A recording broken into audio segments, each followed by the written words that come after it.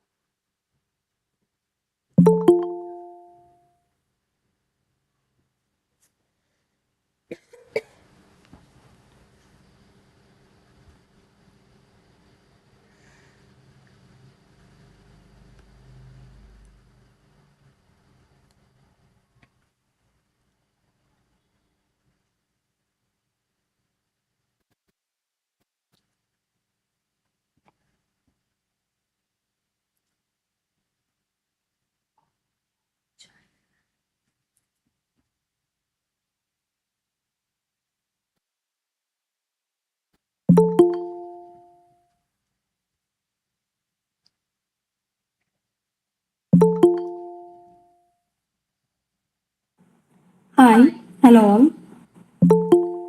Good evening, one and all. I am Alina Susan Shibu from CSI College for Legal Studies, Kanakari Kottayam, co-hosting this meet with Pallak, a student from National Law University, Himachal Pradesh. We welcome you to this wonderful session on AI and cyber law, understanding the evolving landscape organized by Naksh Foundation. The intersection of AI and cyber law is a rapidly evolving and crucial area of discussion as AI technologies continue to shape nearly every sector of society. From machine learning algorithms that drive personalized recommendations to AI systems that manage vast data networks, the implications of these technologies on private security and regulation are immense. To manage these challenges, robust and forward thinking cyber laws are the need of the hour.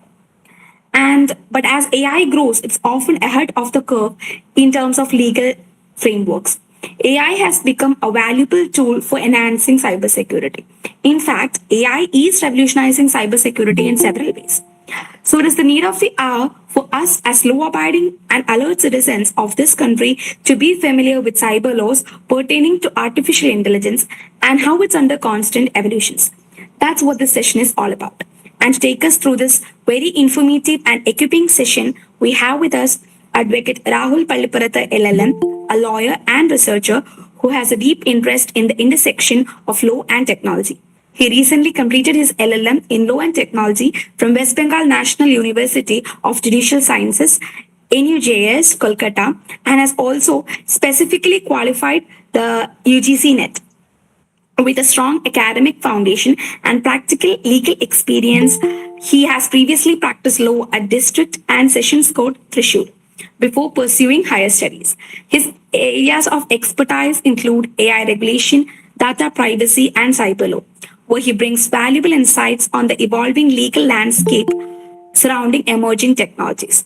Before we begin, participants, we request you to keep your microphones on mute throughout the session to avoid any background noise.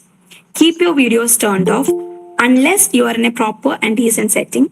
If you have any questions or queries, please drop them in the chat box. We will address them during the question and answer session. Participants, kindly note that it is mandatory for all to fill out the feedback form, which will be available 10 minutes before we wind up the session. Then only you would be eligible for certificate of participation. Now, without further retard, I invite you, our honorable speaker, to delight us with his valuable insights. Over to you, sir. Thank you, Elena. Without further ado, I believe I can just go into the matter, right? Yes, sir. So, if anyone has any query, it will not be a problem for me to address them as it goes. But if you require it till the end, I'm okay with that as well. So, Yes, sir.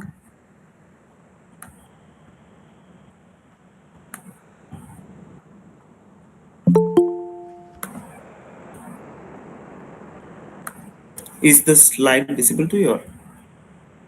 Yes, sir, it's visible. Okay, so before going into everything, I think all of you know the basics about like cyber law and like what AI constitutes. Even if you don't know, I will just go through it in the head of it.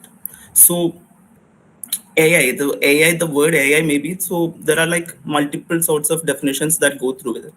So one of the definitions that I always go to is something from Jacob Turner. It says that AI has the ability of a non-natural entity to make choices by an evaluative process. So like there are two essentials that comes into this. One, it should be a non-natural entity, and the other one is that the choices made by AI should be of an evaluative process. So like it differentiates itself from an automation. Is that in an automated choice you are given the data and it goes on, like let's say an automated machine. But for AI, it makes an evaluative choice from the data it has been given, analyzing the data and coming with something new. Not always new, but it comes with something, a decision that is been made. And this is essentially what differentiates it from other things, and something that makes it very difficult for lawyers as well as in all other fields to come in terms with this. And these unique features, that is that it makes moral choices, and this is essential for lawyers. Like it makes moral choices means, let's say take an example of the trolley problem that I believe all of you know. If let's say the if you don't, let's say the take an example of like self-driving cars. So in takes of self-driving cars, so an machine has an opportunity there to move away from an accident, by barging into someone, like there is a choice of like 10 people or one people, and the AI has to take a choice, and that's a moral choice.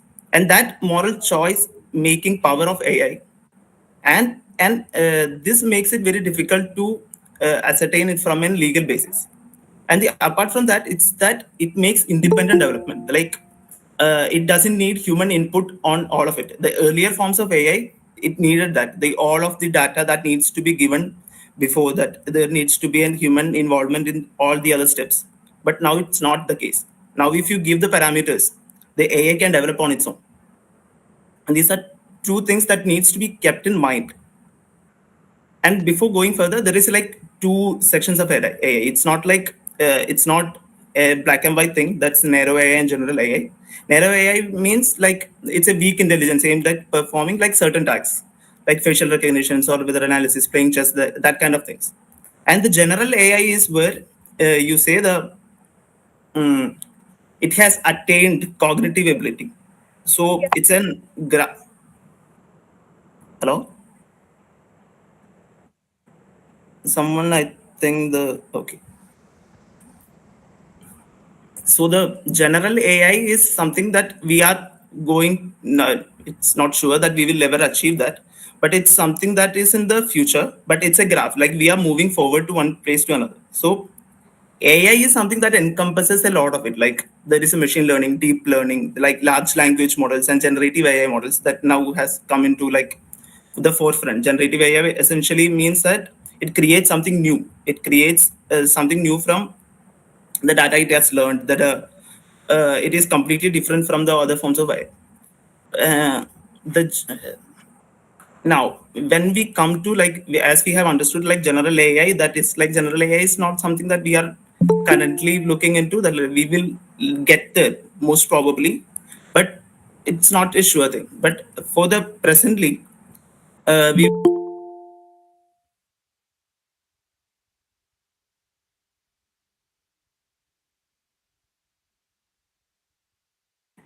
Sir, I think you muted yourself. okay, sorry. So where did I miss it? Like From this slide, we haven't started this. okay, okay. So as from a cybercrime perspective, so cybercrime is essentially like any unauthorized use of like digital tools for committing a crime in the cyber world. Sorry, that's it. So anything that can be a crime in the real world, it is like essentially a crime. Like data breaches are essentially like theft, or like phishing or ransomware, or like something. This happens in the digital world. That's essentially the cybercrime aspect of it. But what constitutes AI? What makes AI the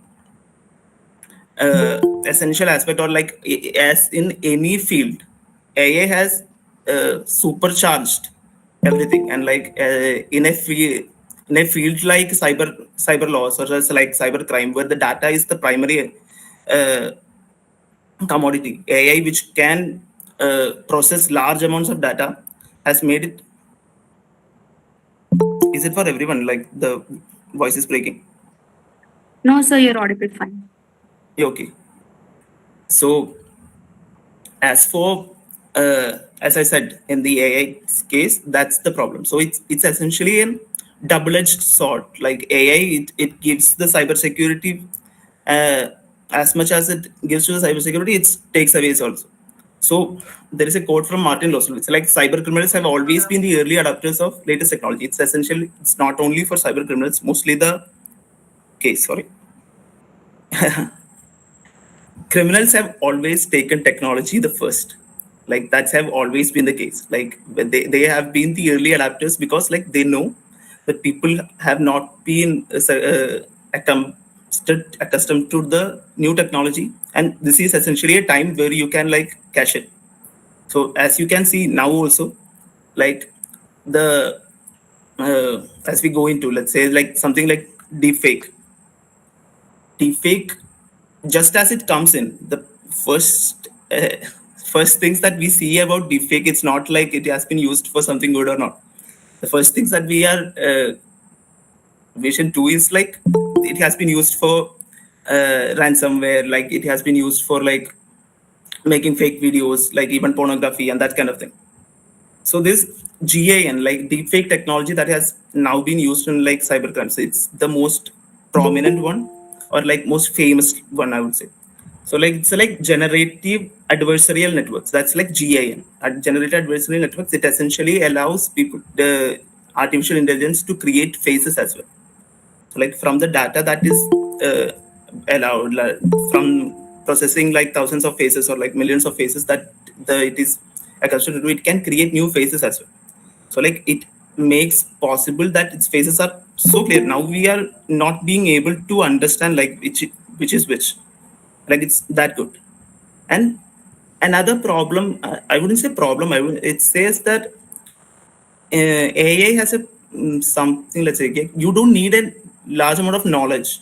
So like if you are a hacker or something, you need to have that knowledge to do it. But for something like deepfake or something, you don't need any advanced knowledge or something. You can just ask the AI to do it, and like it will absolutely do it.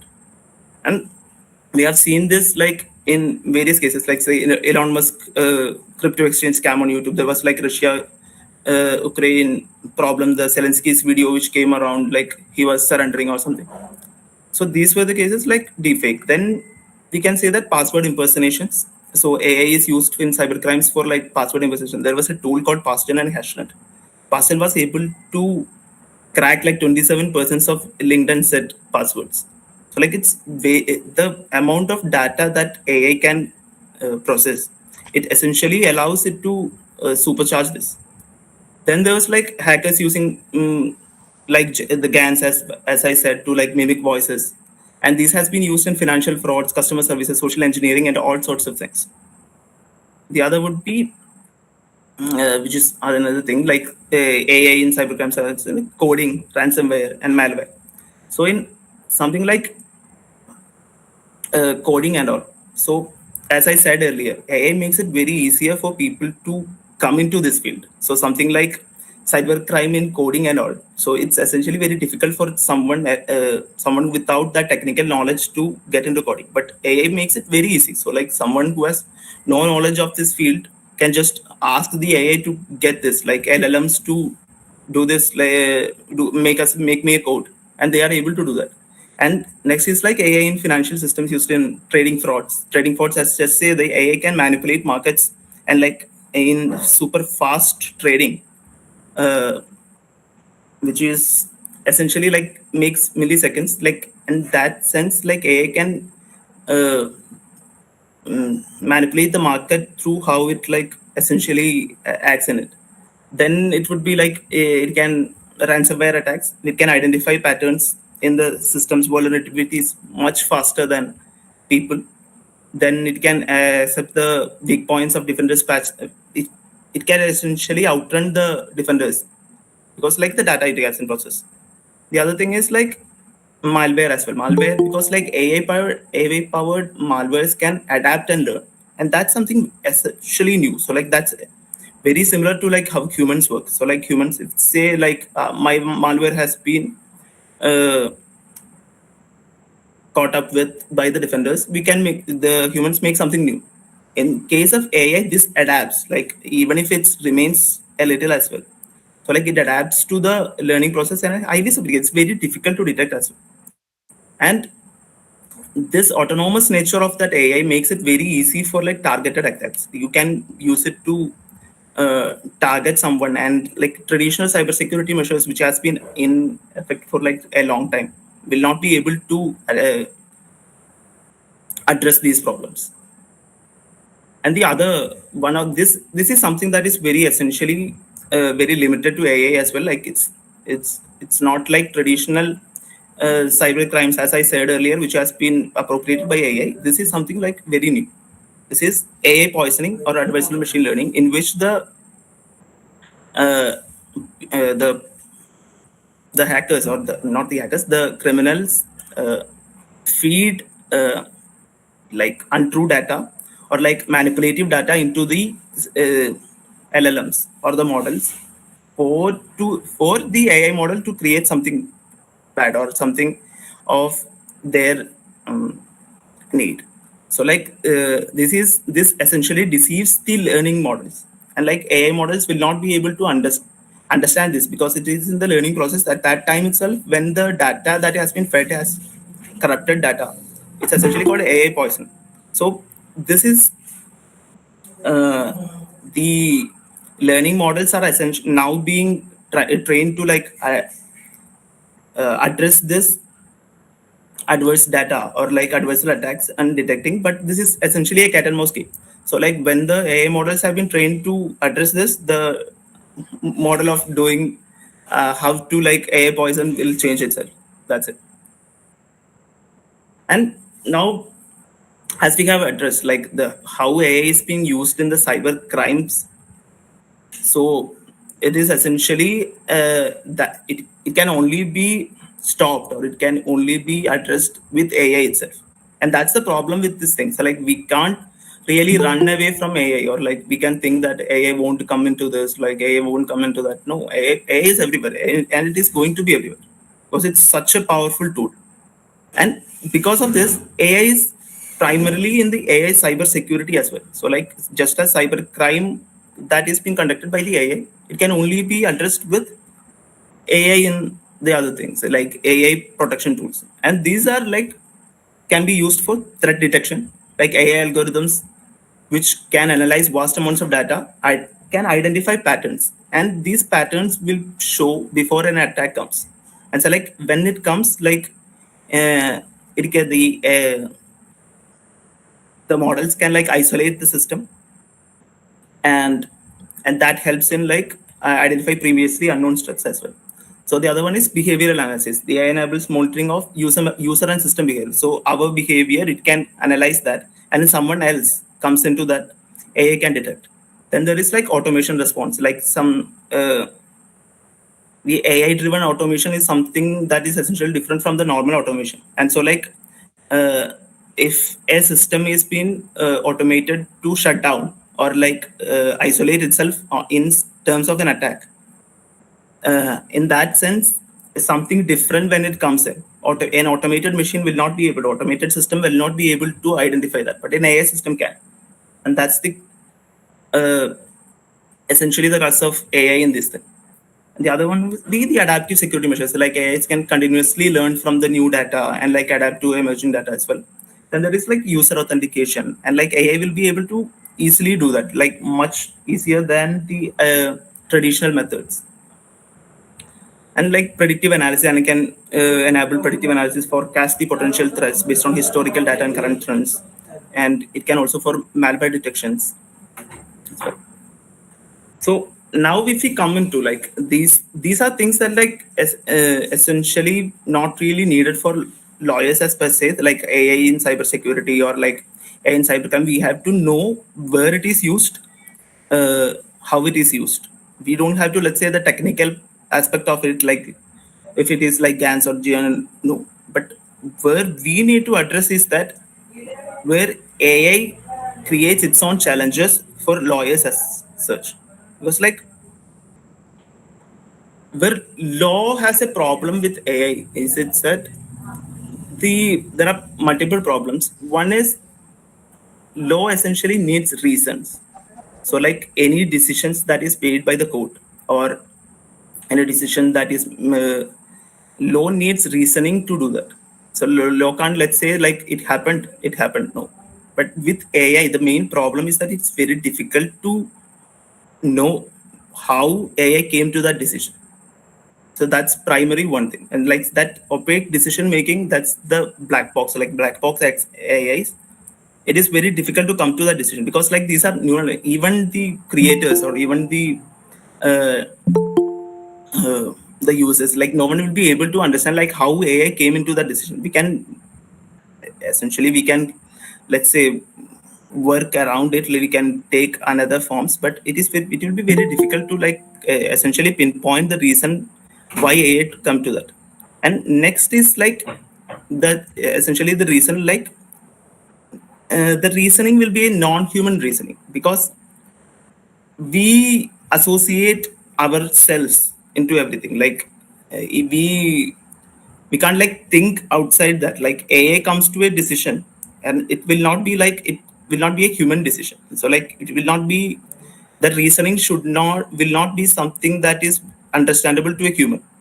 So AI will try to, let's say, if you ask ChatGPT to, it's like LLM, it's like very ChatGPT to, let's say, why did you come to a decision? It will tell all those things like this is what, this is what, this is what, but it is not essentially the reason why AI ChatGPT come to that. But ChatGPT only shows because like it needs, we need to understand only from our own basis. That's it.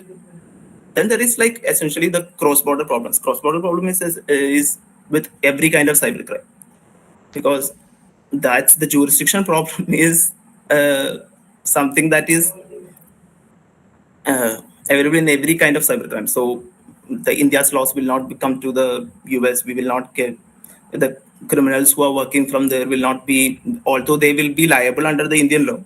It will be very difficult to actually do something about it.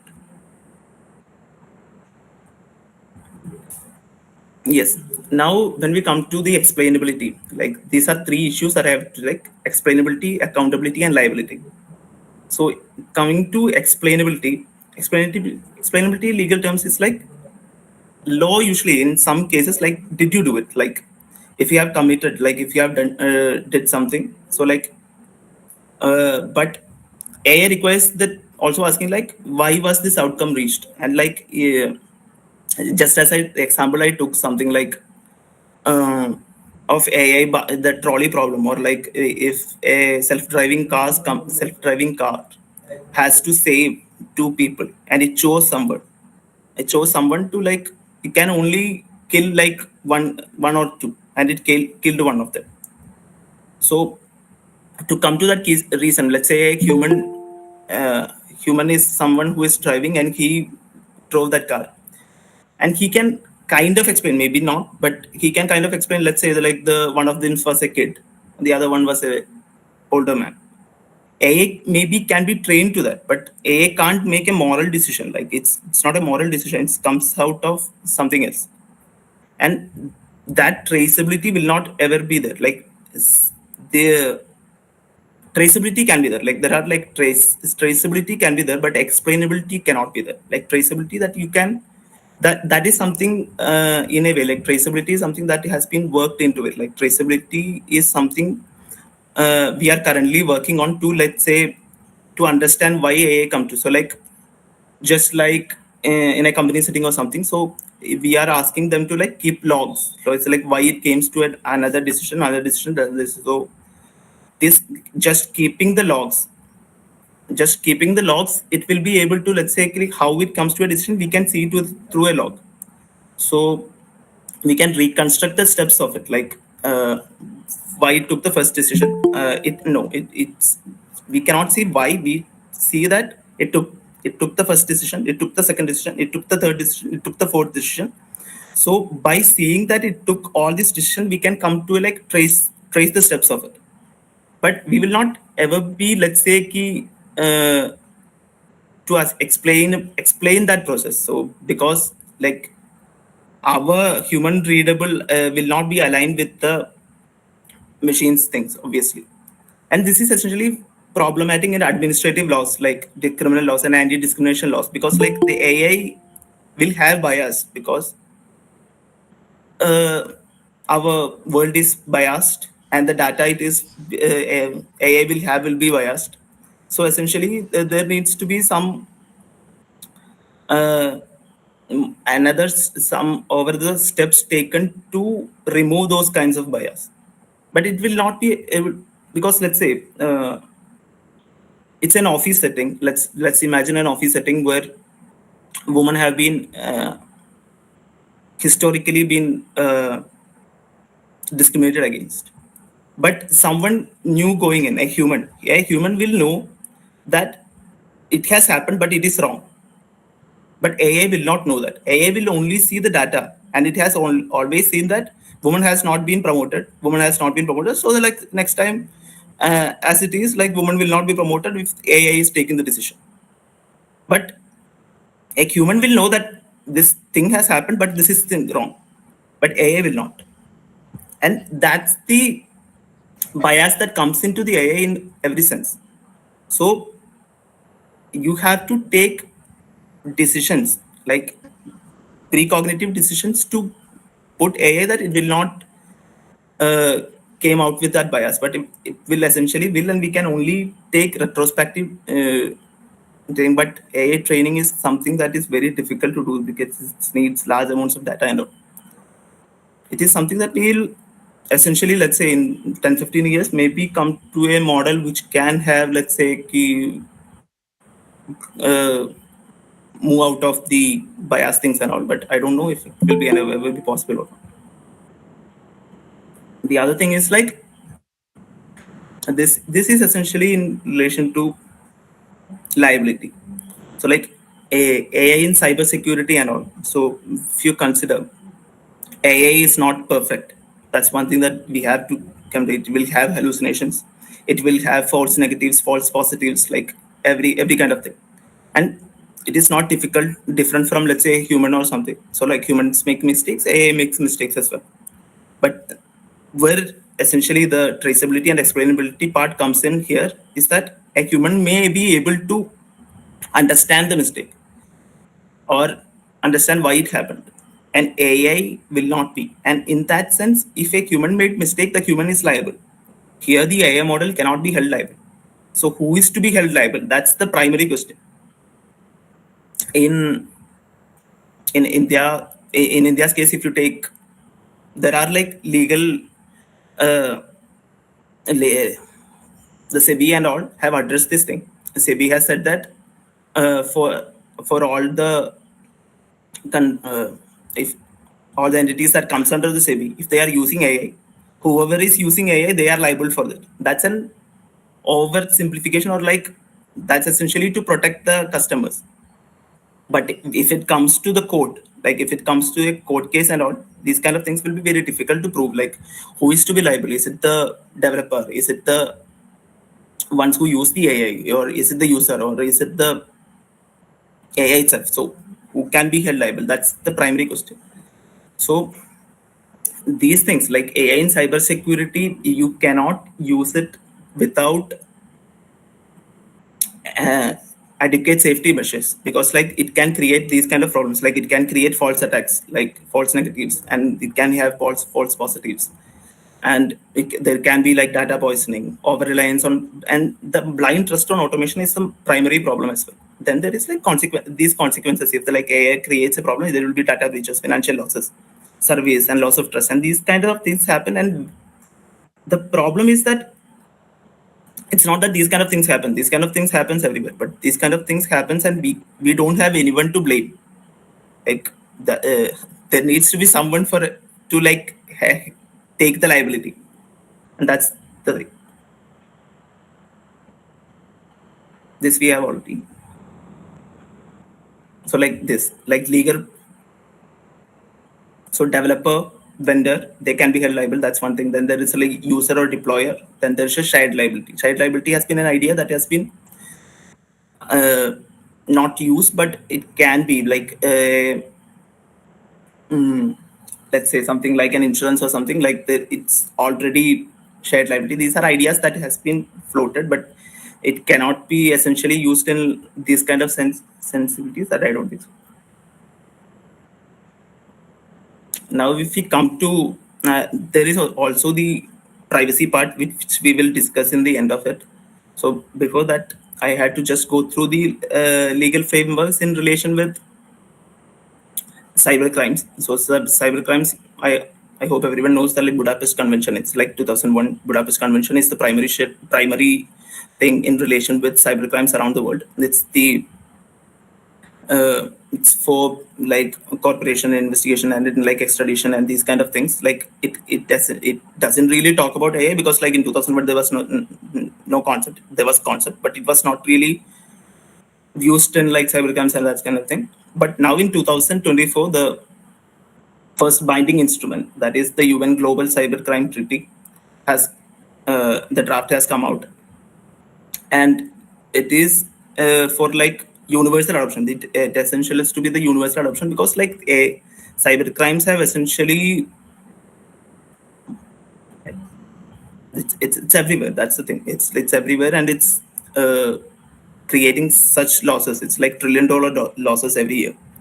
And that's the primary reason for like UN cybercrime treaties, and India and everyone is part of it. It's not coming to force it will. And if it, cyber laws or anything, India, there is like the primary act of a, you can do almost everything in relation with like a, now if you do anything related to computers or that kind of thing, it's Information Technologies Act. Although the primary purpose of the Information Technologies Act was to uh, push forward like e-commerce and all, it has now the primary legislation in relation with cybercrime, cyber laws, everything. And if you look to the cyber crimes, like the cheating by personification using digital means, or like violation of privacies, and these are essentially like section 66D, 66E. These can be used for deepfakes.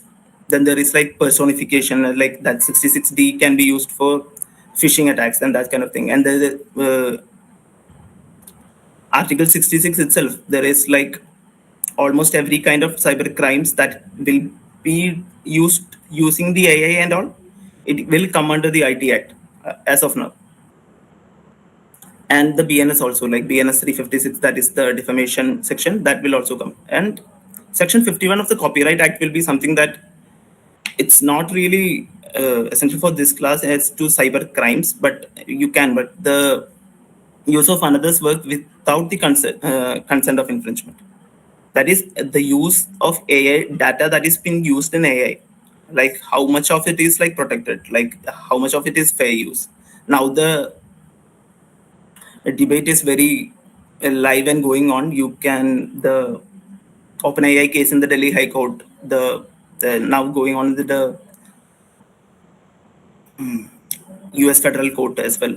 So US Federal Court has essentially said that the training of AI models is permissible, like it is in the fair use doctrine.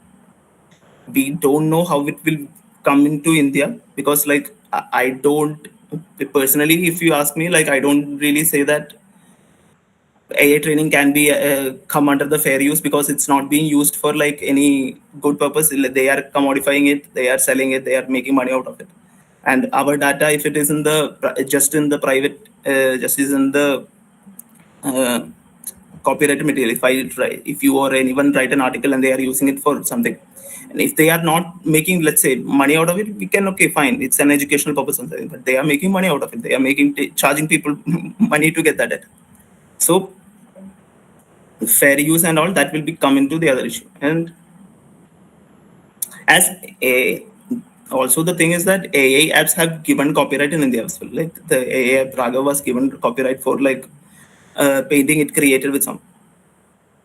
So all this is very in the murky waters, which I believe it will be cleared out in 1 or 2 years, because like essentially now the RBI, in case of India's AI laws, like I believe in January of 2025, there was a consultation paper by the MITI. Then now in July, the RBI has come out. RBI committee has put out the committee report on AI. Then there is like SEBI. These are things that you can go through to understand like how Indian laws are, Indian things are like coming around the AI Act and all. Now, if we come to the the essentially the thing that is in everyone's mind, that would be AI and privacy.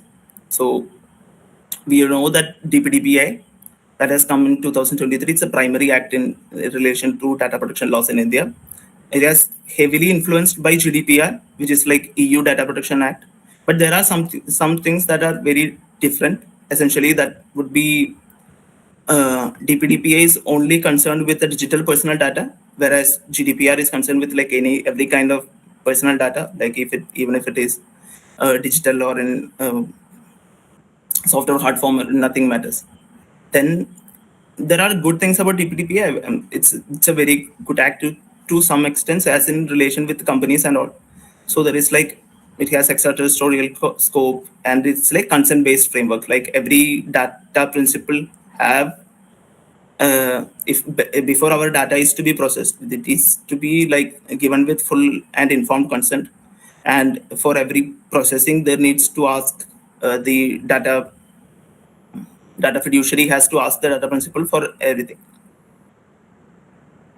Then the problem with privacy is that AI needs data, and that's the primary thing. Like AI works on data; it's the fuel that runs on everything. Like essentially, if you look around it, like before the AI came into, like generative AI models came into, like all the big companies would have been talking like uh, to go for a greener world. Like they are spending money on to green future and all. So just as AI and like large amounts of data and processing are needed, like they just stop talking about it. Like they are the now the biggest carbon emitters around. So they know, and everyone knows that like AI needs data, AI needs processing, and as much data is to be taken, like, and it creates a world where misuse is like not encouraged, but misuse will be there because like it's the amount of data that is to be collected and the money that is to be made. It will essentially push everyone to, like, even let's say small companies which are not uh, which doesn't have the security measures or like compliance measures to comply with these kind of things, but they will need data because without data they can't survive, and for that they will collect data, they will take data, and uh, in most cases it will be breached, and we have seen in multiple cases where like these things happen. And AI essentially asks, or like it pushes these companies to take data because like it gives such good results. Like personalization is something that, like personalization of not only ads or something, like personalization of every kind of thing, like it helps the companies immensely. And because of this there will be data breaches, like privacy challenges are like it will be there uh, as long as we see AI. And but if we go to it and if you look at the laws of it, and that's where the problem comes in. Like DPDPA essentially has like very uh, what do you say, like a DPDPA has its loopholes. Like it has essentially many loopholes in relation with AI. So like the primary thing, like publicly available data. So like AI doesn't protect. If you upload your photo into publicly a Facebook, that's a publicly available data. The AI can use the data in India in DPDPA. So that essentially it gives a lot of data for the AI, and it's very free, and it's very different from GDPR. In GDPR, there is not like publicly available data that can be used for anything. For before processing, they need to get uh, consent, but in DPDP, there is nothing like that. Then there is, of course, the lack of transparency of AI algorithms. Like we don't know what kind of data that they have used. So like it's very difficult to, we can essentially, let's say the log books or like from the company side you can take that, but from the AI model itself it will be very difficult to get. Then there is like automated decision making. So in GDPR there is a protection from automated decision making. So a company or someone getting your credit risk or something, so credit scores are being assigned by AIs now. In GDPR in the EU, they can't have that. Like they can't have fully automated decision making. Cannot be there. But in India, it's not there. It's nothing there. And these kind of problems in DPDP, which will be, I believe, which will be addressed in the coming future, as it comes in, the rules have not come in and all. But these are essentially creating a space where uh, India, which is a very large country with a very large database, it has become a space where they can essentially train their AI models for anything. So like we have such amount of data, and like we don't have the infrastructure to keep the data here. So it is essentially will be sent to US, UK, all the data centers are about, and there is a very big chance that this is now only the DPDP is coming into place also. So like for all this time, India has given the most amount of like free data to these companies to like process, like all the AI models, all the things will be using uh, this only. And even if the DPDP comes in, there are like lot of leeways for them to address this thing. Now the apart from now, let's say in the future of AI and cybercrime, you can say like as we have said, AI is a double-edged sword. We can't run away from it. Like in every field, in fuel, in healthcare, fintech, governance, and all the things, like AI will be there. And at the around time, it will also enable the other problems. The only thing that we can uh, take forward is that responsible AI development. That's something that needs to be there, because that's one of the problems with AI is that if you have seen the movie Jurassic Park, there is a dialogue in there. It says that like they had no discipline to get this technology. That's why they just thought about like doing it. They are not like why you do it, how you do it. No, nothing like that. They just got that it's like free reign, and that's the primary problem because like the amount of power AI holds and this lack of responsibility from the creators from the primary offset, and that's not important. It's Jurassic Park. So, so this lack of ethical standards or transparency that has been there. So like essentially I believe it was from Google, the developer who resigned because they said that there is no ethical standards that has been kept. So like they are essentially developing AI as it goes. So like they are not keeping a check that should it be developed. They're like what are the problems that needs to come in. So the development of like AI models which are bound by laws is important because like AI law has a what you say very interesting relationship with technology. So technology we cannot let's say stop technology in any essential sense. Like law will always lag behind, and it's not a problem as well. Like because law cannot like run with technology it can never it never can it never should as well. So like law can't let's say predict that this AI model will be able to do this and make the laws before that. No, it will not be essentially possible, and it is not needed as well because like it will only hinder the development of that such a thing. But law what I'm not talking about like all kinds of technologies. There are some technologies which we know that will be a problem and we have like stopped it, like we don't want to do that. But in most cases, law will take a backstage and like a backseat and see the technology goes develop.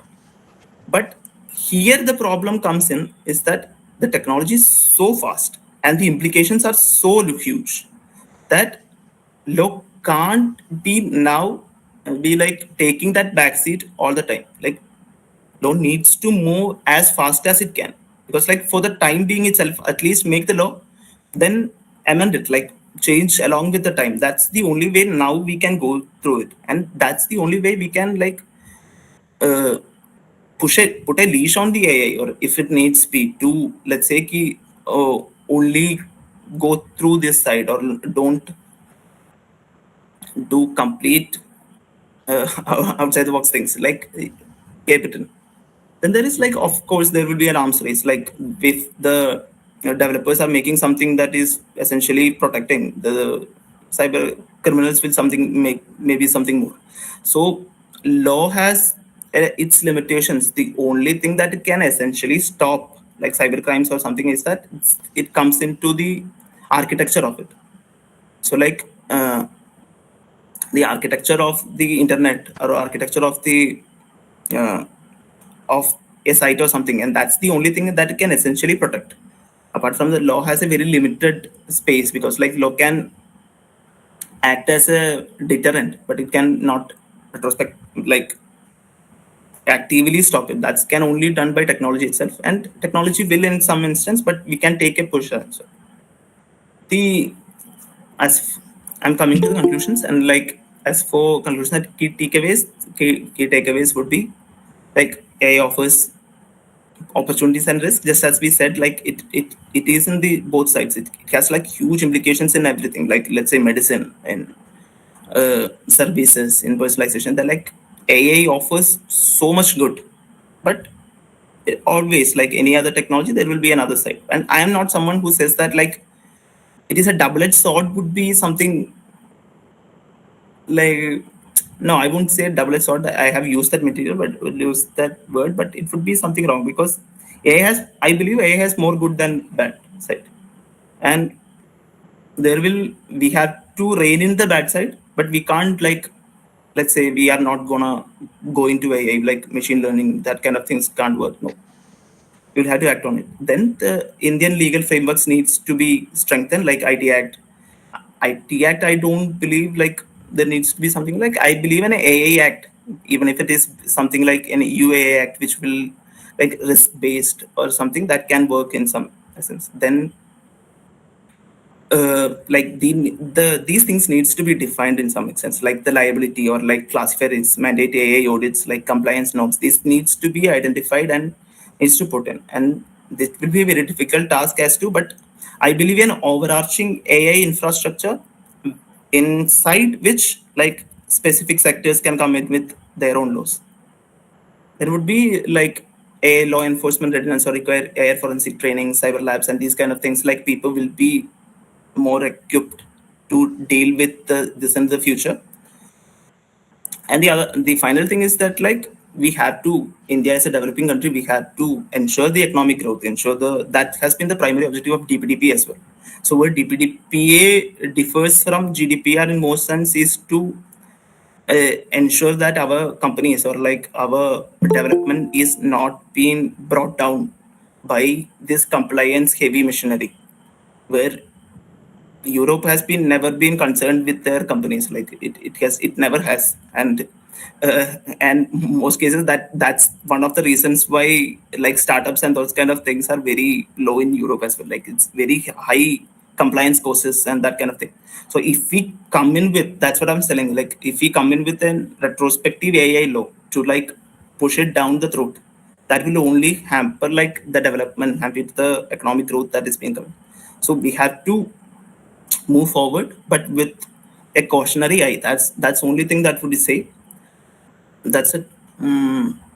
Any questions? I would take it up. Thank you, sir. Your words were most engaging, and sincere gratitude for all the key details we needed to know on AI in regards with cyber law. Now, I would like to invite questions from all cyber warriors present here. If anyone has any queries or concerns, please drop them in the chat box.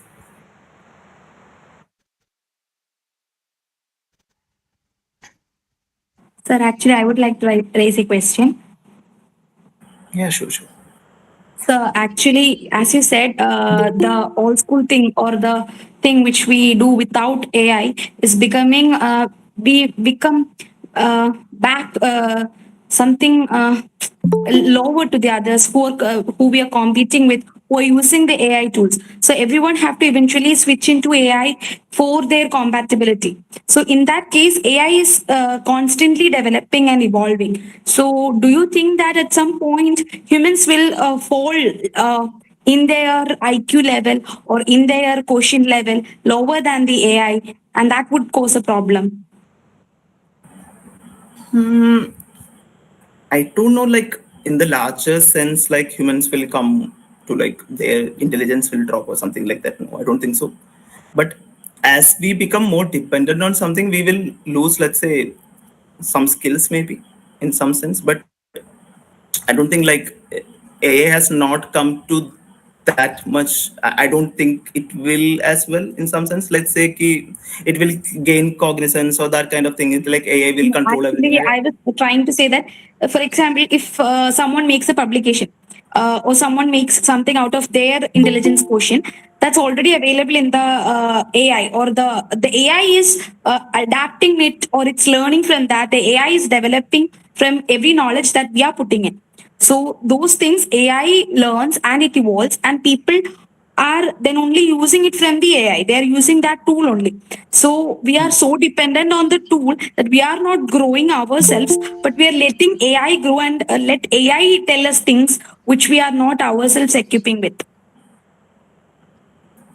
I think it's too early to like make a judgment on that. That's the first thing that I would say. Like we have now, as it has come into it, let's say it's like take 10 or 15 years and see like how AI grows, how people are, we are in like in the honeymoon phase.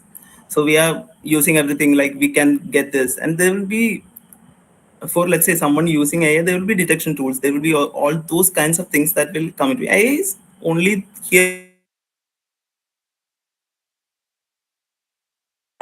hello. It is only let's say ki making something out of the available data that it has, and it's essentially similar to humans as well. Like we are not really let's say making something new. We are only repurposing that thing, and it will be a very big problem. The problem will come in. It's I wouldn't say problem because the age of information is dead in kind of sense, because like information is so much there, like everyone has like more than enough information, like everyone knows everything. So like you are able to, the essential qualities will come away from how much you know to like how you can act, like that will be the change. Like AI can know everything, like, and we can get to know everything, but how we act on these things, that is something that AI now cannot do. And I don't know if it will be able to. Maybe it will be able to match the human mind in all kinds of things. Maybe it can. I don't know. But the information, that's what I'm saying. Like information is everywhere. Like you do, it's very the age of information as we call it. Like uh, the information abundance that is there, and that's one of the problems that our everyone feels. And like information will not be the currency as we say. So like the thing would be human ingenuity as in some sense, like how you can filter out information, like how you can like move out information. You can like this abundancy will not work in the longer runs, and that is something that only we can do. Like we can like field out like that kind of thing. Maybe AI will be able to, I don't know. But for essentially to call that human ingenuity or like human quotient will come down, I don't know. Maybe let's take, let's say 15 years and see like if we are more dumber than we are. Someone asked about like digital.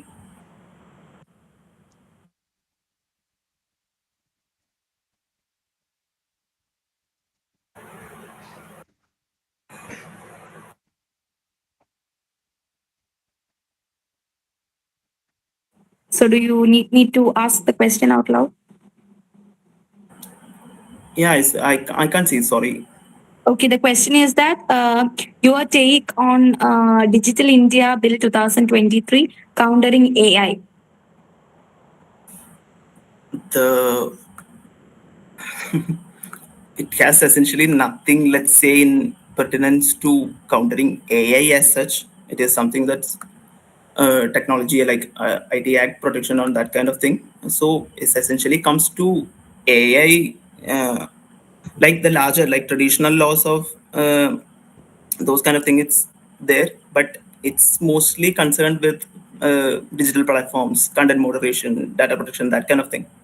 So I don't know how it comes to like AI regulation as such. It will essentially like, let's say the cyber crimes and that kind of thing will come under it because it like the IT Act is there. But other than that, I don't know.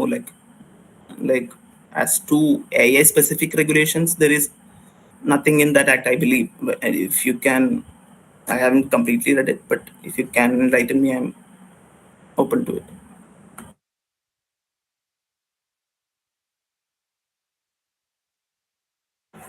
All right, I think that's all with the questions.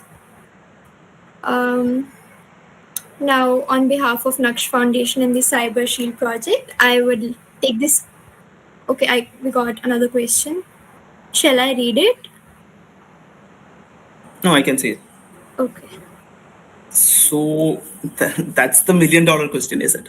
So like, should AA be granted legal personhood? There are, let's say, arguments from the both side. So by the definition that I have chosen, let's say the, if you can say it, so like artificial intelligence is an ability of non-natural entity to make choices by an evaluative process. So if you take something like a company. A company is essentially a non-natural entity, and it is makes an evaluative choices, but it's essentially human choices. Like human choices, humans makes a distinct. But if let's say something like AI comes into the boardroom, how much difference can it really make? Like from differentiating a human to AI making decisions in a boardroom, like how much difference can it make? But the problem with AI being given legal personhood, and it's also like it's not a problem only, like most of the problems that we have now, like in relation with AI regulation, can be stopped or like uh, addressed if we have given the AI has given legal personhood. But the question is like how, what do you constitute to legal personhood? That's the essentially the problem. Like it's not like a company or something. Like there can be a who will be put the liability onto. That's the main problem. Like it's the developers and operators cannot be held liable to in all cases. So it needs to come down to essentially what kind of field it is being used to. So, for liability in cases like SEBI has said that the company or the entity that is using the AI tool, they will be held liable. So, for liability purposes, there can be one or two models that has been taken. Like we can take like individual liability in by logging it or doing what is it have like shared responsibility or like something like an insurance or something. So if AI can create a problem, but the problem with legal personhood is that people will use AI to do all kinds of things and like just say that its own person, and uh, AI can't differentiate between like the moral choices it can take. It can't take the moral choices, and that's the main problem. Like it can't understand moral questions, and if until and unless we have like the AI can get that cognitive ability to like mm, take those moral choices, it will be very difficult to get a to give it like personhood, and that's what I feel. So may I raise one more question? Yeah, sure. Actually, it's much like an apprehension. As you said, as you shared that AI is constantly collecting the pictures or everything we share on the social media. Similarly, I always have this feeling that whenever my internet is switched on or everything, my phone is hearing me. Like everything I do is being recorded. Like if we do something like that, we constantly get ads and all.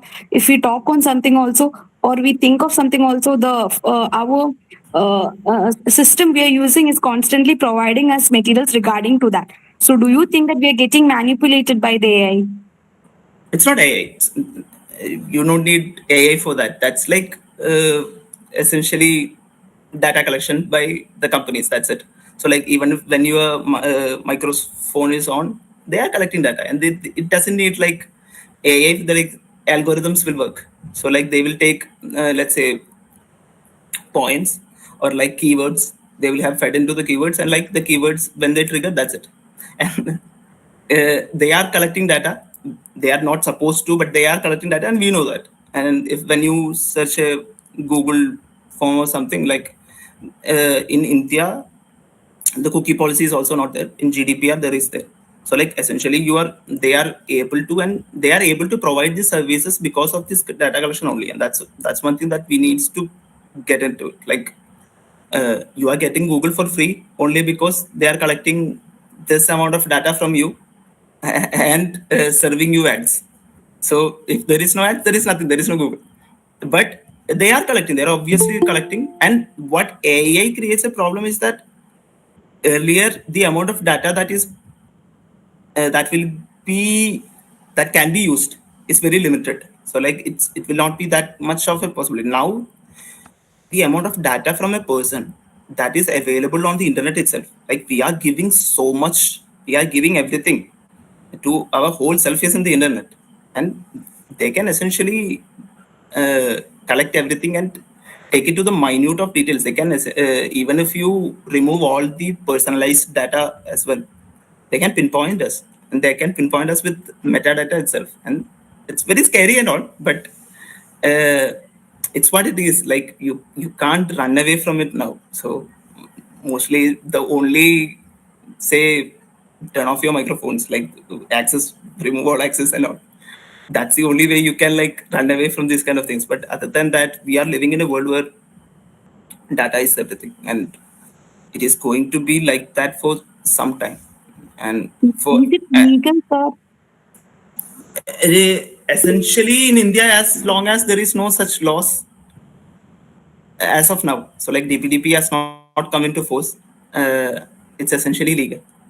There is nothing illegal. It's essentially legal. So like if you have given access, that's the thing. Like you are giving access. Like if who is reading the prints?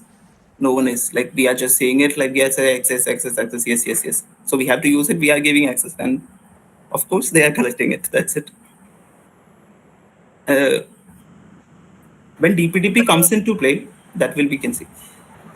We have another question. Can you read it or shall I read it? Yeah, I can see. How can we balance innovation in AI with need for strong ethical and legal safeguards? Oof. That's, let's say that's, I would have to tell the whole thing against, but how can we balance innovation? Like it's the legal safeguards as to, let's say, like there are explainable AIs, so we have to make those essential, and we have to make the data that is being used for training, that needs to be true, that cannot be manipulated. That's one thing. Then there would be security measures that needs to be taken, and these kind of things would be like for AI in EU AA Act, there is a risk-based analysis. Like AI in this field is more riskier than AI in all those, like credit, uh, in healthcare, in these kind of things. So uh, there there is an essentially higher amount of protection for certain kinds of AI use, and that would be something that I would say will be okay, because like uh, apart from the data that is being used is true, the security measures that needs to be there. So data protection, that's one thing when DPDPA comes into be, and how it is being used, how the companies are acting, and those kind of things will essentially circulate, like the copyrighted materials, how we are to use them. Those kind of things, when we have a clear picture, we can see like how those will be the way to like balance innovation and all. But I don't know like how the laws will move forward. Anything else? We can wait for a minute or two if anyone is typing or the question.